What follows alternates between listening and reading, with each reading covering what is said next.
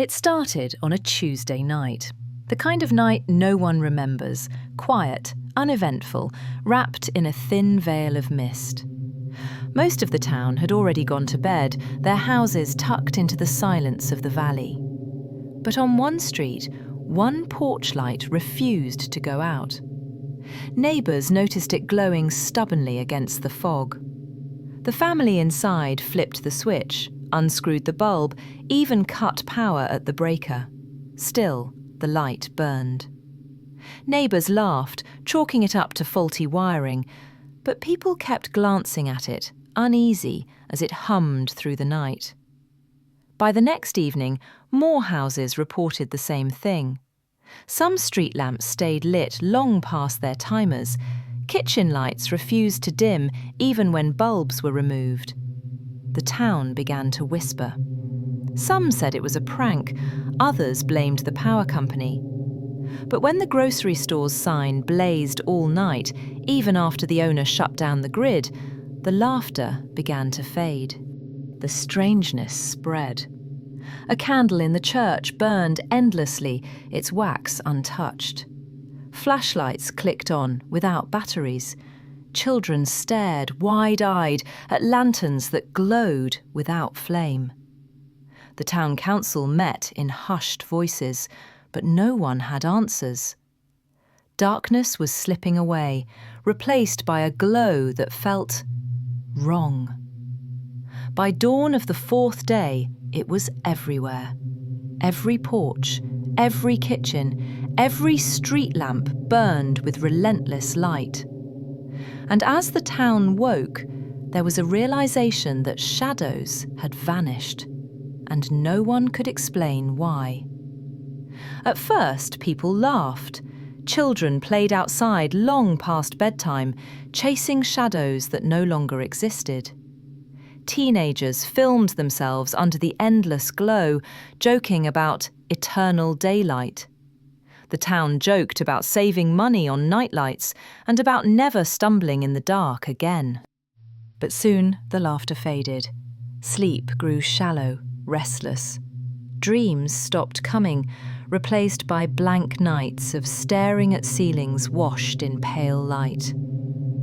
Doctors whispered about exhaustion, about minds unravelling without the comfort of darkness. And something else stopped too. The silence. The town was never quiet anymore. The hum of electricity, the buzz of bulbs, the faint crackle of flame, it was constant, gnawing, inescapable. Animals grew restless. Dogs barked at empty corners, their eyes fixed on places where shadows should have been. Cats hissed at glowing rooms, refusing to cross thresholds. The night sky was still there, black, heavy, full of stars, but the town itself refused to join it. The council tried cutting the grid. Lines were severed, breakers thrown, but the light stayed on. Candles burned without melting, their flames frozen in time. Matches flared endlessly, their sparks suspended like tiny suns. And in living rooms across town, fireplaces roared without end. Logs refused to turn to ash. Flames devoured nothing, yet burned hotter with each passing hour. Families sat staring at hearths that should have been comforting, but instead felt like open mouths, hungry, endless, alive. Even as lanterns glowed without fuel, as if mocking the laws of nature. The town was trapped in a glow that never dimmed, and beneath that glow, people began to feel watched, not by each other, but by something that had always belonged to the dark. Then came the whispers. It began with a child, standing on her porch, staring into the glow. She swore she saw something move, not in the light, but in the places where shadows should have been.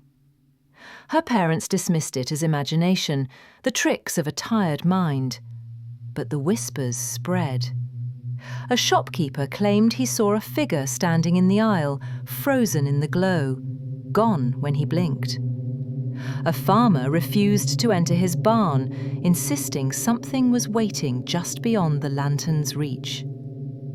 Neighbours spoke of silhouettes that didn't belong to anyone, outlines that shifted when no one moved. At first, the townspeople laughed nervously, but soon too many were seeing the same thing. Shapes that weren't ghosts, forms that weren't human, figures that seemed patient, deliberate, waiting. And the strangest part was this: they never stepped forward. They never crossed into the light. They only lingered at the edges, as if the glow itself was holding them back, as if the endless fire and electricity had trapped them, not banished them. On the seventh night, the lights flickered, just once. A shiver ran through the town as every bulb, every flame, every endless fire guttered for the span of a single breath. In that heartbeat of darkness, the world returned to what it had been missing. Shadows rushed back, stretching long and sharp across walls and streets, and in those shadows, something stood. Not one figure, but many. Crowded shapes pressed against the edges of the glow, revealed for the first time. They had been there all along, waiting for the light to fail. The fireplaces roared, the bulbs blazed, the lanterns flared back to life. The glow returned, swallowing the dark, erasing the figures. But the memory of them remained. Every person in town had seen. Every person knew. No one spoke of what they saw. No one dared. Because the lights would flicker again, and when they did, the dark would not stay empty. This is a little town that forgot the dark, a place where light became a prison, where fire and flame refused to die. They laughed at first, then whispered, then prayed, not for the return of night, but for its absence. Because when the lights flickered, even for a heartbeat, they saw what waited in the shadows. And now, every glow is a fragile shield. Every bulb, every flame, every endless fire is all that stands between them and the night they now hoped would never come.